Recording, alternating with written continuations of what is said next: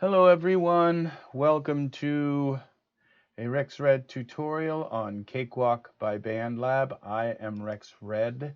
This is Cakewalk by BandLab. This song is a song made by myself and a friend of mine, Chad Erican. He and I wrote the song. We made the music together, and this song has a lot of work that needs to be done to it to kind of get it ready, and so I'm going to just show you how I work on it. There's no set. I don't have anything all set. I'm not trying to sell anything. I'm not trying to. This is just how I work on music. I'm just going to kind of go through and work on this song. As I go through it, I listen to it. I say, oh, there's that needs to be done. This needs to be done. That needs to be done.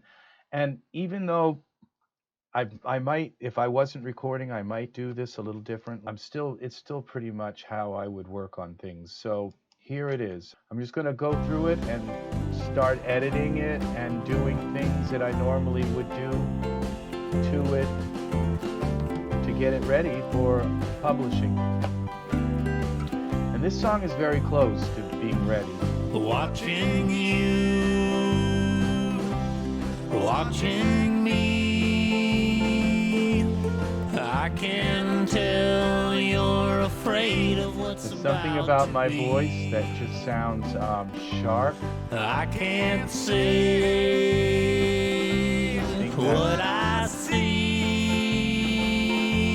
Watching you, watching me.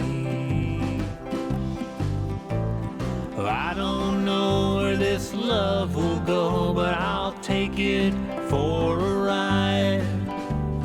I sense apprehension in the face that you hide.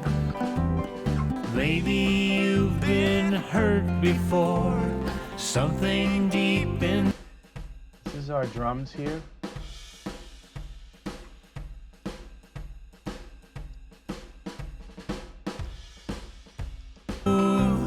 Watching me. Now the drums don't have any EQ on them, all right? That's a big problem, okay?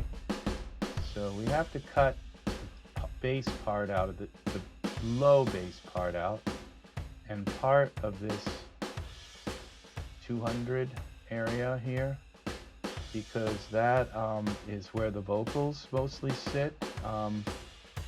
And when I cut some of that out, it helps.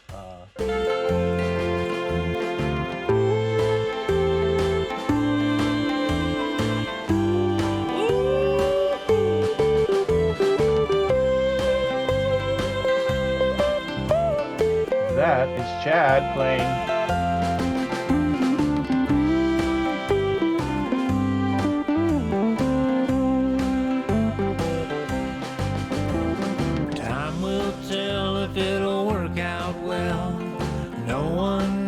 Okay, now while I'm here, we're going to work. See, I just jump all over. As it's going through, I say, oh, I've got to do this, I've got to do that. Well, the guitar here needs to have some delay on it. And I like to use this Nomad Factory delay. Sometimes I use things, it's like I don't have a million options. And this happens to be one of the delays that I own. I tend to think I have another delay that I own, but I tend to think this is like the best delay that I have. And I like it because it really has everything in a delay that I like to have. And that is, so what I'm doing here is I set the delay to be in sync with the computer's time, beats per minute. I have set the delay very, very low. And then there is right, left, and center delays. These are all independent echoes. I want it to echo evenly across everything. I don't just want it in the right ear or the left ear. I just want it in the center. I want it the left and right. I want it all everywhere. I don't know if that's the right way to set it, but this is a high pass filter, which lets the highs pass and cuts the lows out. This is a low pass filter, which lets the lows pass and cuts the highs out.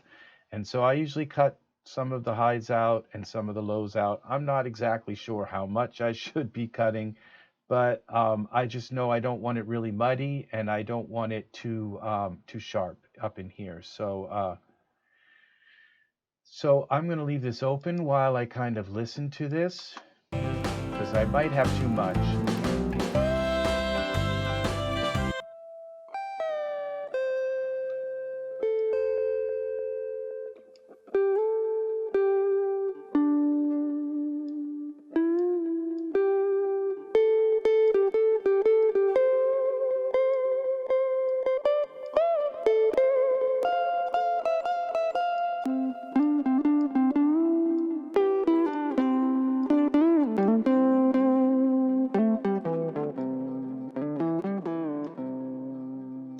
All right, now I think that's going to do it. You really, for a song like this, you want it nice and wet and...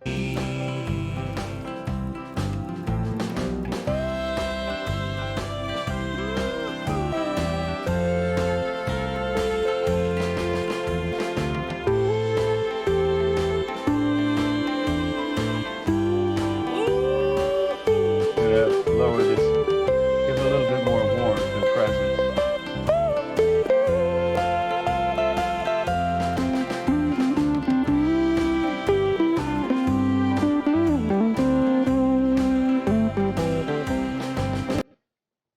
Okay, we've got an audio engine dropout. Time will tell if it'll work out well. No one knows for sure. You're afraid of trying, but my love is... Okay, now I am going to do something here. We're going to add an effect, and it is called Waves, Vocal Rider, Mono. We're going to add that to Chad's voice, and we're going to duplicate it and add it to my voice. Okay, and I need to add some other effects to Chad's voice. Love is pure. I only have a part of you, but you have all of me. Looking at your beauty is all I need to see. Watching you, watching me, I can tell you're afraid of what's about to be. I can't say what I see. Watching you, watching me. We both know what's about to be. Now, if you could see what Vocal Rider does, it just basically takes the volume and rides the volume so that it stays at a fairly consistent rate, like what it would do is if you were riding the mixer knob. And I use this like a lot on vocals. It's just different than a compressor for some reason. I'm not sure exactly why, but I just use it because I use compressors also, but Watching you. it's because it gives me a very consistent vocal where it's not fading in and out, and that is something I really like to have, is a consistent vocal.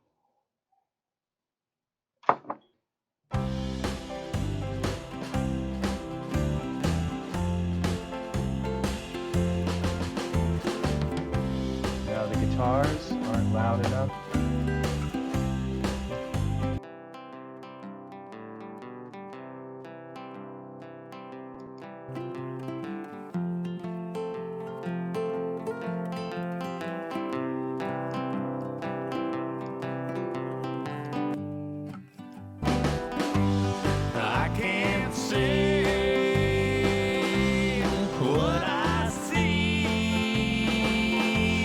drums are too loud. Watching me. I don't know where this love will go, but I'll take it for a ride. I sense apprehension in the face that you hide. Maybe you've been hurt Okay, another dropout. before, something deep inside can't see what's in front of you, right before your eyes, watching you, watching me. I can tell you're afraid of what's about to be. I can't say what I see, watching you, watching me.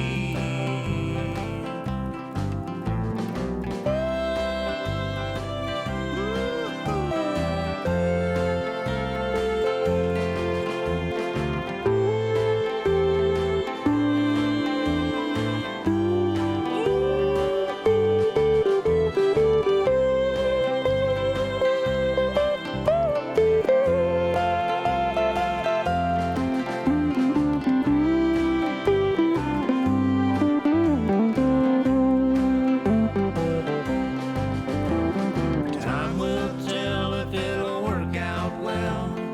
No one knows for sure. You're afraid of trying. Now I have to look and see if this is actually that lead guitar that's causing this. That's an indication that that guitar is like way too loud.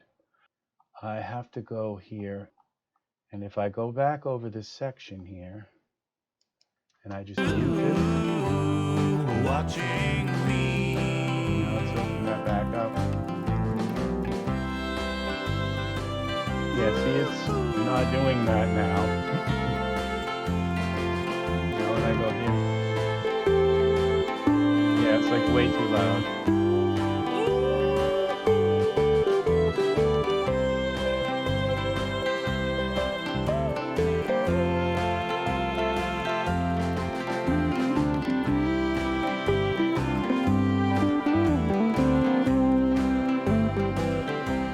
See, it's not bad to have it, you know, peak a little, but like peaking like that, it's like,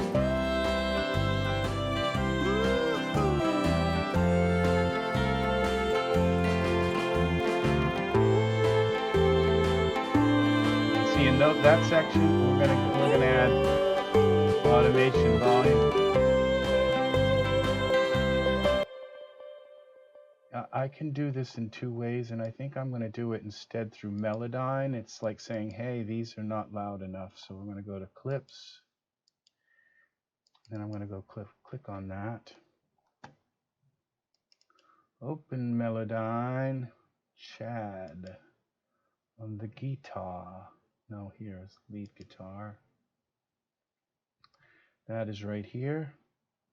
And you can see everything here looks kind of loud, and these little notes don't look so loud.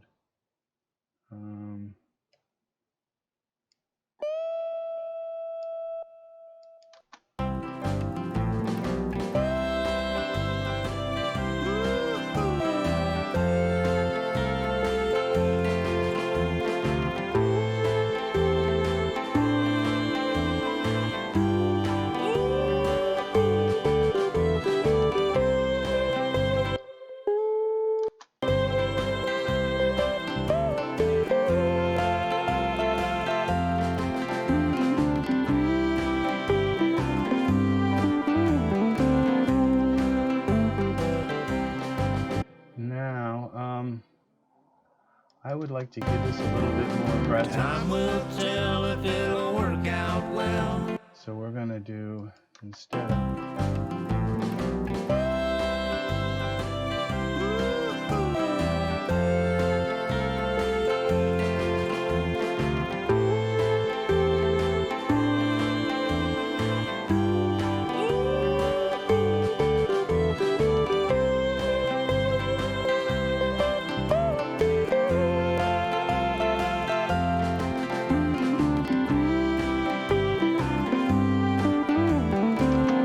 Let's try it again here. Okay, let's go up to options and say on stop, rewind to now marker. That's when I stop it, it's going to go back to where I started rather than just stop and stay right there. That's what that does. Okay, let's see how this starts now. See, now that first note is actually registering something.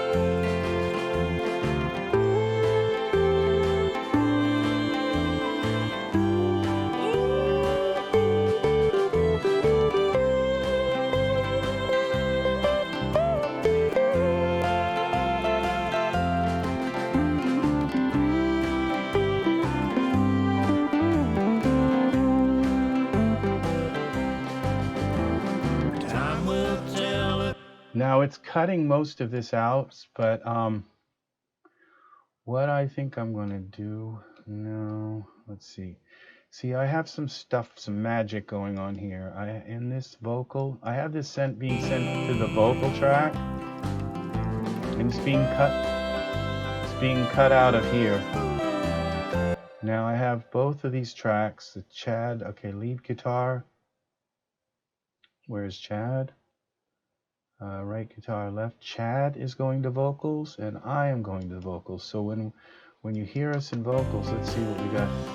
Watching you, watching me, I can tell you're afraid of what's about to be. I can't say what I see.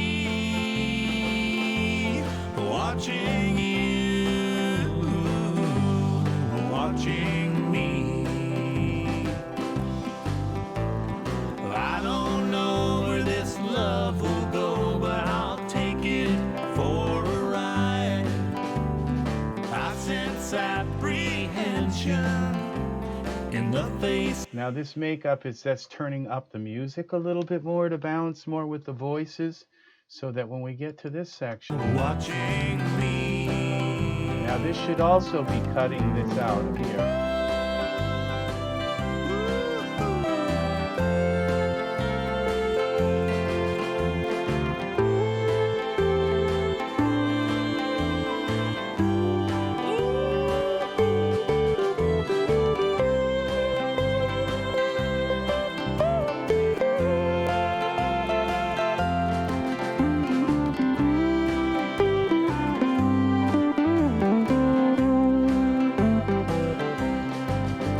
I may just leave that kind of chopped like that because I can't seem to figure out what it is. It's something to do with the presence of this versus the vocals, which are lower, and this is a much higher, like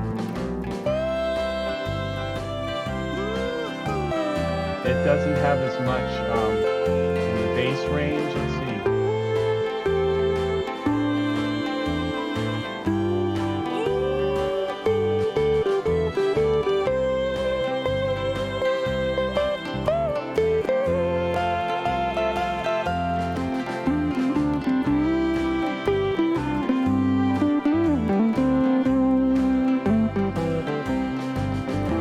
See, there's a lot of bass I'm cutting out of there. Okay. Now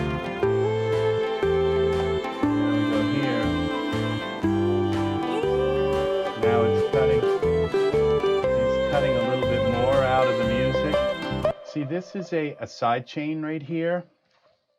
And so what this does is I have the vocals sent to it, and I have the lead instruments sent to it. And so they are what they're doing is they're cutting themselves out of the mix, and they're doing it with a very fast attack. So whenever the vocal comes in, it just cuts itself out of the mix. So it turns down the mix according to the vocal rather than just having it turned down in some arbitrary way. It's actually using the vocal as like a cookie cutter to cut itself out of the mix. And since the vocal stops singing here, Watching me. and then the guitar comes in, there I say, well, why not just use, and actually now that makes me think, all right, so the vocals and the they have their own reverb. See, they have their own reverb, so it's not being doubled when I put that reverb on to, so when I send this channel to the vocal, I don't have the reverb on the vocal bus, I have it on each track. And the same with with the really wet reverb and delay that I have on this guitar, it's on the track. Now I think one of the part of this is that there's too much banding in these violins, and they come in right there. Because the violins used to be the solo until I had the guitar part in. So I don't want to get rid of the violins because they're very nice, but what I'm going to do is lower them a little bit. The violins.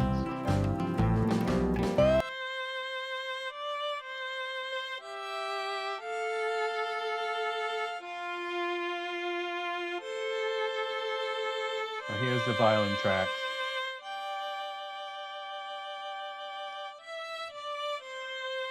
All right, and I think that's enough. Let's see. Let's turn these down. I could have soloed them from the bus, but here we go.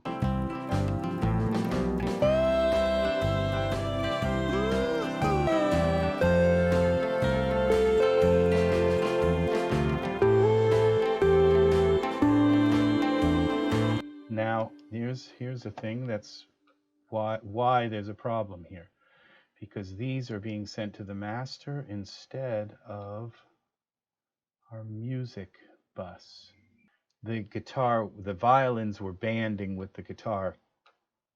This overlapping and causing, and the violins only come in when the guitar comes in. So that's why I had to turn the guitar up extra loud to get it to poke out over the violins.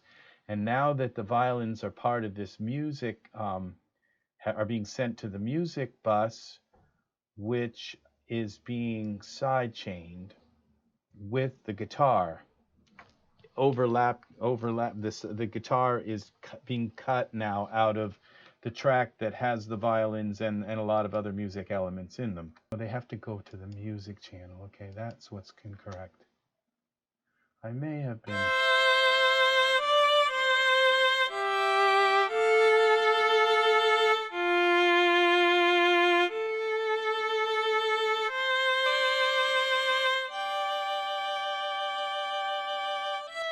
All right.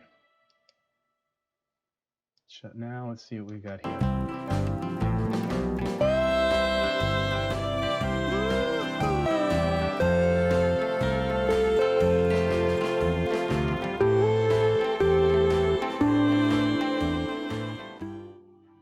See, what this does is it allows the parts of the violins that aren't banding with the guitar to be kind of turned up, so they can be heard clearly, and the parts that are banding with the guitar get cut out by the guitar,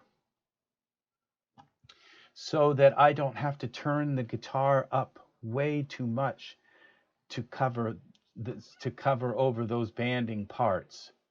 So now save this. Now that means I can turn down this guitar a little bit.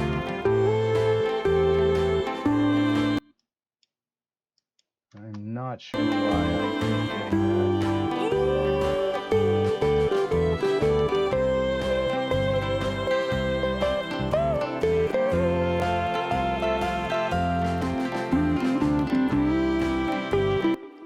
Now let's start this again.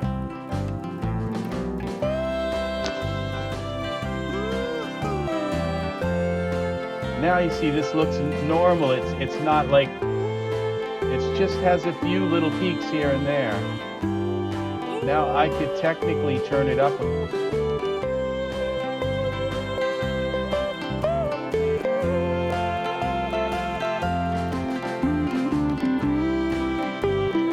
can take some of this bass out of here that I don't really need. It's kind of muddying it a bit.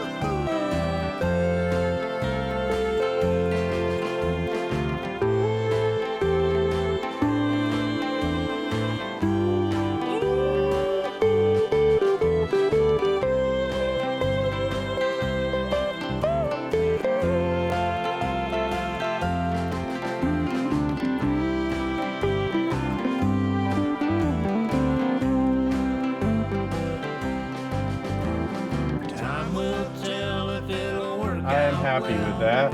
No one knows for sure. You're afraid of trying, but my love is pure. I only have a part of you. Now this song, I am not sure what's causing my audio to drop out. It's like something running in the background. I have to look at my background processes, and I'm not going to do that right now. So this song is ready to kind of push towards a final mix down, except for one thing, which is a nightmare of a track. See all these tracks right here? Those are the piano tracks that I played, and they are just horrible. I'm okay on the piano, but I'm not, I'm not a honky-tonk piano by, trade. I don't carry a piano on my back everywhere I go. And this track,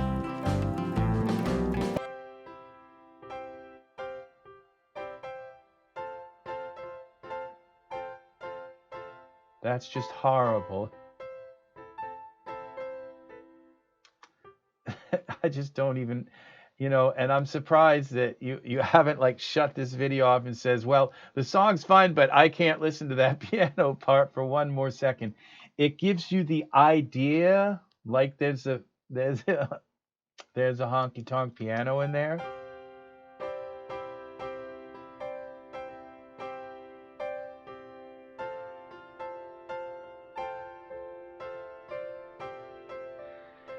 It's kind of okay in some spots, and so if I had a really nice honky-tonk piano player and they played it and they could just play this like nothing. I played this and I played it like right through. It's like this isn't like hours worth of editing. This is just playing right through. I'm okay on the piano, but so and that sounds like it doesn't have any sustain in it. This does here, I think.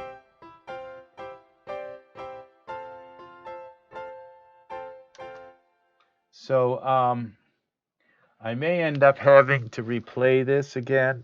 Like I've played all these tracks. They're all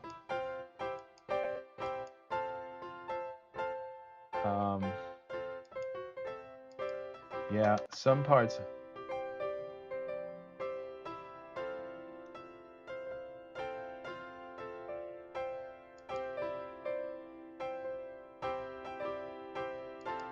In some places,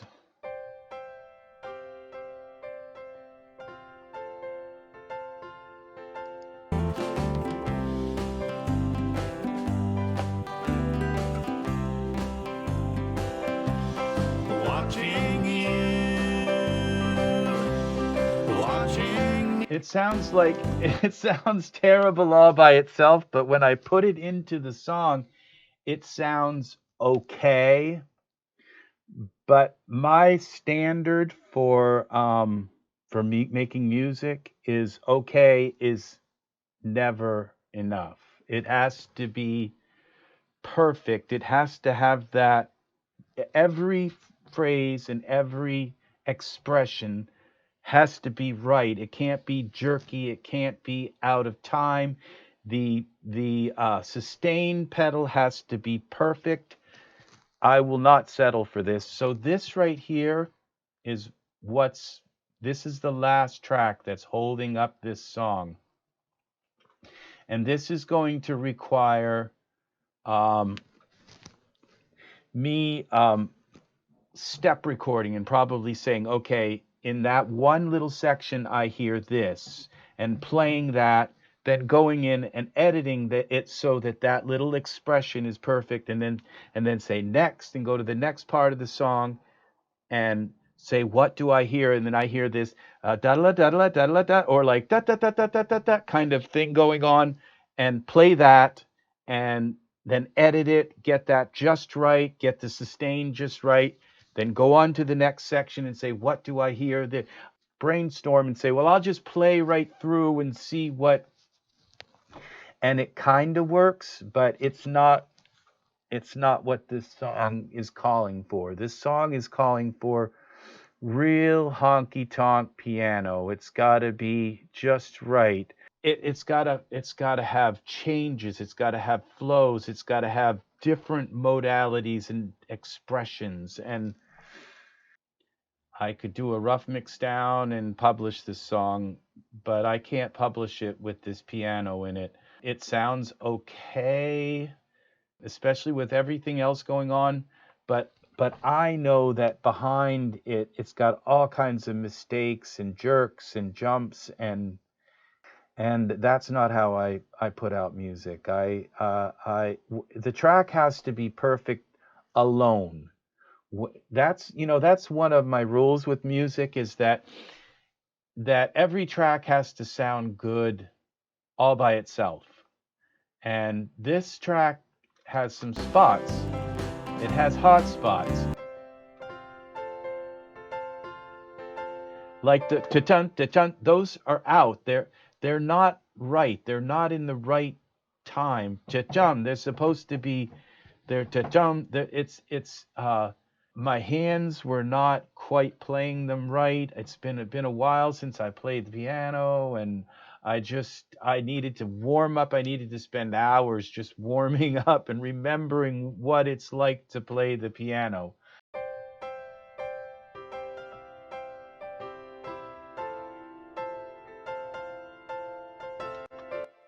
And as I got up to these later tracks, they got a little better.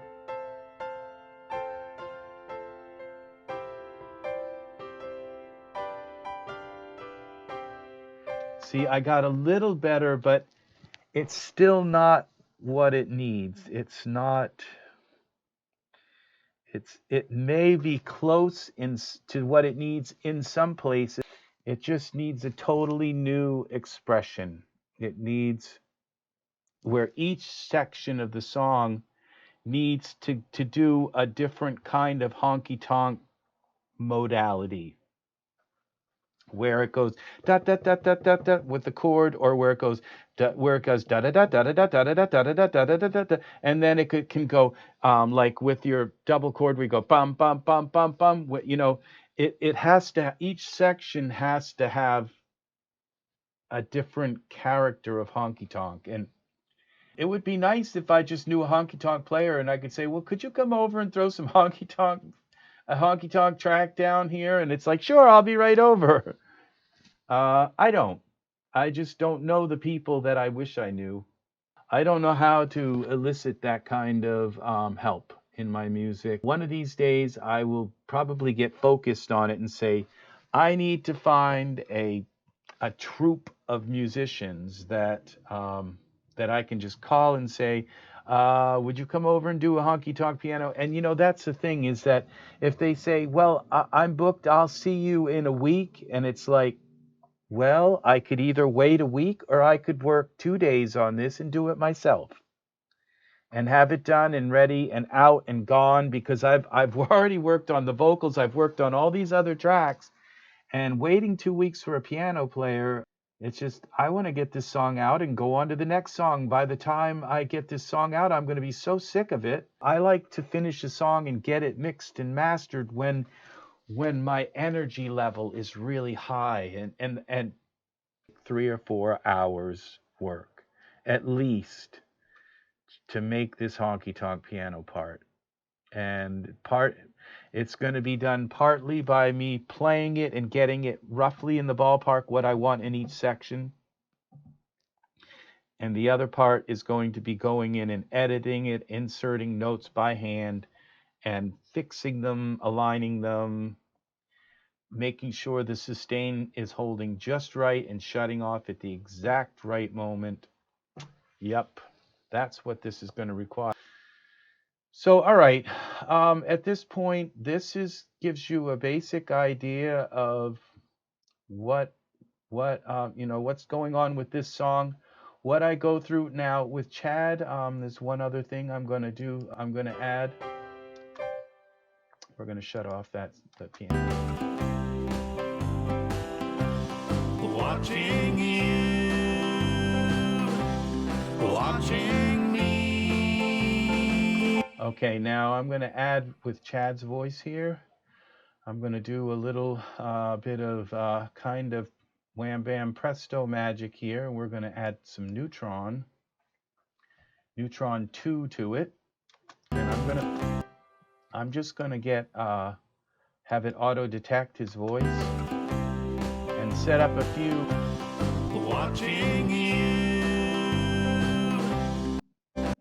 watching me.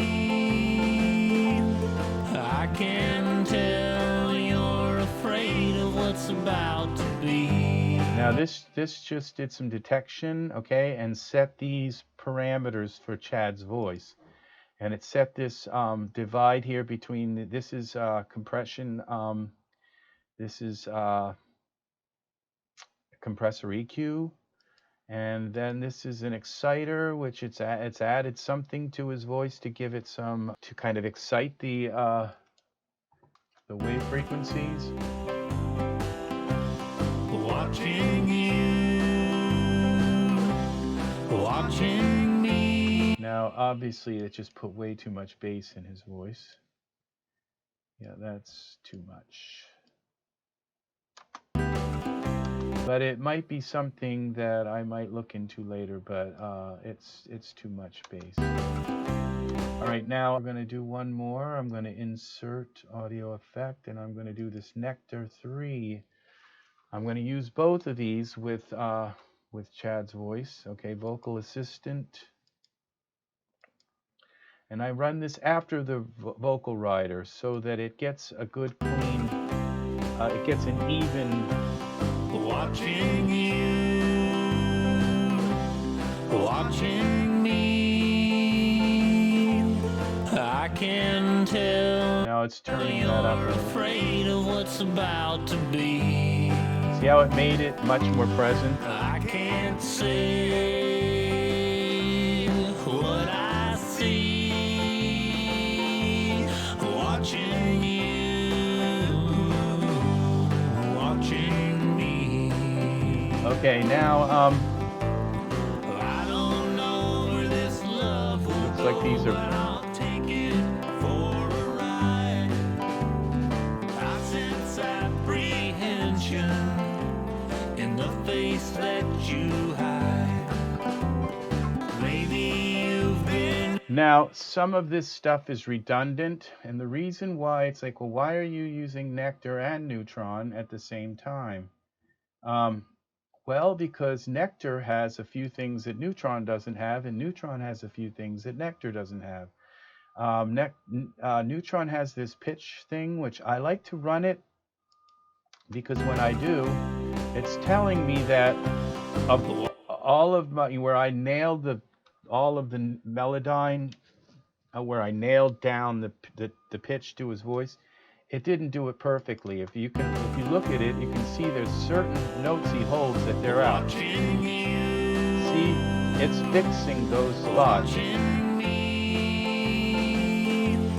I can tell you're afraid of. And if I didn't use this, they would be out. Okay, it's like as I went into the pitch part with Melodyne like a magnifying glass and did every single syllable and everything, but I was still off. And this Nectar, and I do it for my voice also, it fixes those few spots where I'm off. And you always have to set this strength down a little bit, or else it will it'll give you that kind of auto-tune artifact that you don't want. And that's the same with this one. So that is that. You bring that down a little bit. Then the reason why I use Neutron is if you'll notice these spots here, right here. See how these are actually animating? All right, well, I need those. They take out some of the sharpness of some of the held notes, and it detects and says, oh, there's like a kind of sharp note there. And it looks at the vocal and it finds those spots. This animated kind of thing is not, at least from what I've been able to see, it's not in Nectar. I've not found a way with these EQ to animate these. Okay, I can just move them where I want them, and that's it. I don't see, they don't have that same thing down bottom where you can animate them. That is very important. Now, I might find that some of this might be a little bit high, where I might drop these down a little bit. I have to really kind of look at them. There's a lot of redundancy here. Somebody who taught me a lot about music and about mixing and editing music once told me that you can't undo reverb. Once you put reverb into a sound, it's there forever. But you can add EQ and then later go in and undo it. EQ, I don't know that that's the best idea, is to add EQ and undo it later. Seems kind of counterintuitive. Within this very program, it found that the two EQs work very well in here. So having also another set of EQs that actually are dynamic and move with the music, I'm probably going to rely more on the EQs that are in Neutron. And in Nectar, I'm going to look at these things. There's a de-esser, which Neutron doesn't have. This is kind of interesting here. I really like to de-ess by hand. Just go into Melodyne and set my S's where I want them. I'm not sure if I'm going to leave this on or not. This compressor here is very interesting. But these compressors in Nectar and the one in Neutron, they're slightly different also. But Neutron, which actually by default doesn't turn on this pitch correction, it's like that's one of the biggest things in Neutron that I like. I can tell you're afraid of what's about to be. And you can tell that this worked because before I put this in, my voice and Chad's voices were fighting each other, and it was like, oh, he's too loud here and he's too loud there. And now when that pitch is in, they just meld together and become like one instrument. Okay, even though they're panned quite far away from each other, they fit together now. Watching me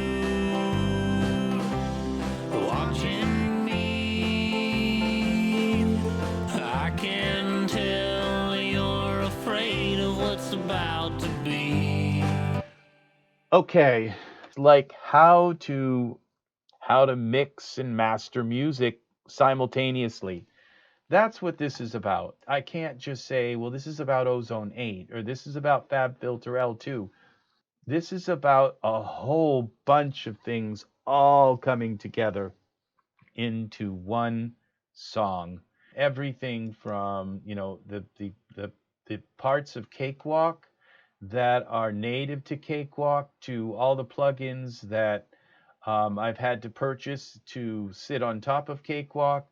That's what this is about. So I hope this tutorial has been helpful. The next tutorial, at this point, what I'm hoping to accomplish is that you'll see all of these tools that I use in Cakewalk, and some of them will be kind of demystified as to how Cakewalk is used. You're going to say, well, could you please show me how you set up your sidechain? Or can you show me how you recorded these tracks? Some people just can't seem to even get Cakewalk to play.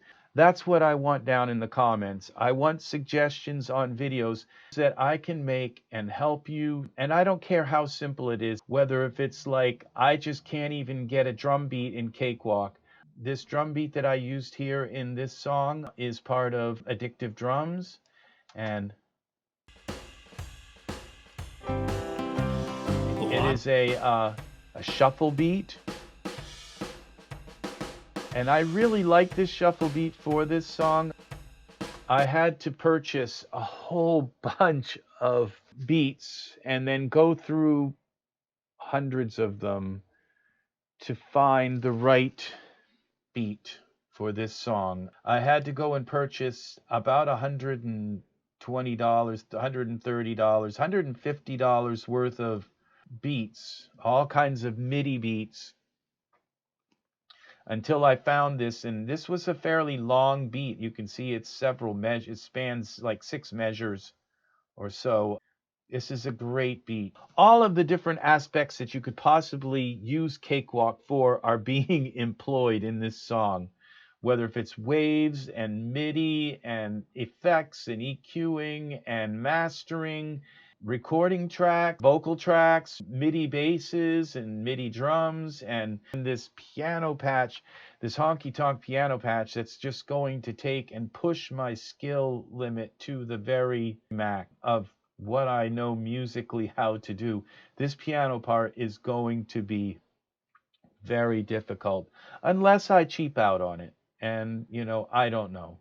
I mean, the way it is right now, it's beyond cheaping out on it. It's slumming out on it. It's the worst track possible it could be. And you might think it's kind of like okay, and that it fits nice in the song, but believe me, it doesn't. Chad heard it. He heard it in the song. I didn't even play it alone. He heard it in the song. He says, "What is that? That's not a honky-tonk piano. That's just," and it's like, I don't know what he was hearing in his head. And I felt like saying, well, you do it then. You make the piano part. And you know what? Maybe he could. He has been studying piano. He is a good guitarist. I have to do it because it's got to get done.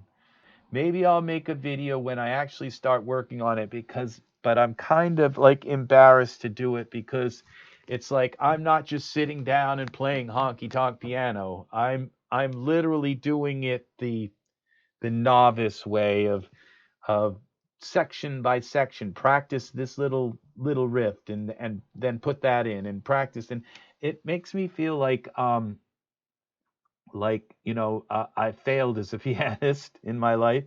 But that's because I had to study singing, I had to study video editing, I had to study Cakewalk and how to use Cakewalk, I had to study mastering, I had to study effects and how to use effects, I had to study writing bass lines, I had to study programming drums, I had to study all of these different aspects. And I wish I was, Chopin on the piano. But if I was, I wouldn't be able to do all of these other things. I wouldn't know Cakewalk. I wouldn't know how to set the audio interface to record my vocals. I wouldn't know how to set the effects and EQ and flange and reverb and doubling and de-essers and all of that stuff. It's a lot to learn. Once I get over my pride, I'll probably make some videos showing you how I kind of cheat, and play these piano parts little bit by little bit by little bit and get them pretty much in the ballpark, then edit the heck out of them. And then there it is. There's a honky-tonk piano, as if I just sat there and played it out live like Elton John or somebody, but I didn't. I had to literally, like put training wheels on and it's like using auto-tune or something. But for piano, for honky-tonk piano. And at least, I can't use I can't use waves or loops for this because it needs to be so specific for this song. It has to be tailored right to this song, right down to the timing and the and what it does at every moment of the song. It's got to be tailored to, it's like got to be mixed with its own DNA. It has to be put into it like that. It's going to require literally putting a ton of effort. And I've played this many tracks to kind of get an idea of what might go in it, but then I'm going to just have to start it out and say, okay, what do I want in these 4 measures? And then play that. And then I will be able to envision the real, what's really going to give it, each section, its own unique character with the piano. So this is the hardest part for me in this whole song, is this piano part. So, and it's not because I'm really bad at the piano, it's because it requires like a piano part that is so sophisticated, perfectly played, and I would never be able to pull this off without MIDI. And we'll go into MIDI. A lot of people just don't know what it is at all, but we'll go into that. So I may actually do a tutorial when I actually can face the idea of actually putting this MIDI honky-tonk piano, and that's why this song has not been published, because it needs this massive 4 or 5 hours worth of work to hand tailor this honky-tonk piano part. And even if I had somebody, a honky-tonk pianist, come in, they'd have to spend an hour or so learning the song and say, oh, there's a chorus there, oh, that's the verse part, okay. And it's like, what am I going to play during the verse part? I mean, yeah, even a honky-tonk pianist is going to struggle with this, but not as much as I do. All right, that's the end of this tutorial. Please check out my music at rexred.com. Check out my Flock of Angels YouTube page. And please leave comments. I will make videos that help you understand. Then, I don't know, because music takes a long time. Like, I've got 5 hours to spend just on a honky-tonk piano part. I'm used to spending time on my music. I'm used to putting hours into it, and if you don't have enough time to sit through a Cakewalk, a 2-hour tutorial or a 3-hour tutorial, if I have enough time to sit and try to break this down for you, um, it's like you got enough time to sit and watch this video and see if there's something along the way that you can learn. And no, I didn't set it up like, here's how you do this one thing, thank you for watching the video. No, because they're in mastering music, it's a lot of things. It's like, oh, the violin's too loud, oh, it's not running through the sidechain, oh, this has got to be done. I mean, that's what this is about. I am working in the studio on an actual song. I'm not just saying, well, somebody lent me their song so I could show you how to use this plugin. No, this song is in the process of being created and made. And that's what's very different from, I think, any tutorial that I've ever seen on YouTube. I've never seen anybody actually working on the song and saying, it's usually people who just say, oh, I have this piece of music so I can show you how to use this piece of hardware. Or it's like, okay, but no, this is actual in studio tutorial. This is what this is. This is what I've made hundreds of songs in my life, and every single one of them is a different enigma. Sometimes it's not the piano part. Sometimes it's another track that's just blows my mind. So this track also is missing harmony parts. This song, so I'm going to have to sing some oohs and ahs and everything, because when I sing with Chad in this, there's a certain harmony part that's missing, because there's only 2-part harmony. And that's because it's kind of like an Everly Brothers song where it's 2 guys singing together. And if I add a third guy, it throws it all off. Or if I just sing another track to it, it throws the whole chemistry off. And so the only way to add that third guy is to add a choir and to add those oohs and ahs in the background of it to fill in that third part of harmony, okay? That gives it that when we sing it, and it's like, and we hold notes, it gives it that third note without adding a third actual person. And that's a tip, okay? Another tip on how to add that three-part harmony when you only want two people, a duet, is to add a choir in the background, okay? That choir is not in this song, and that's going to take me probably a couple of them and say, that was a good effort, you know?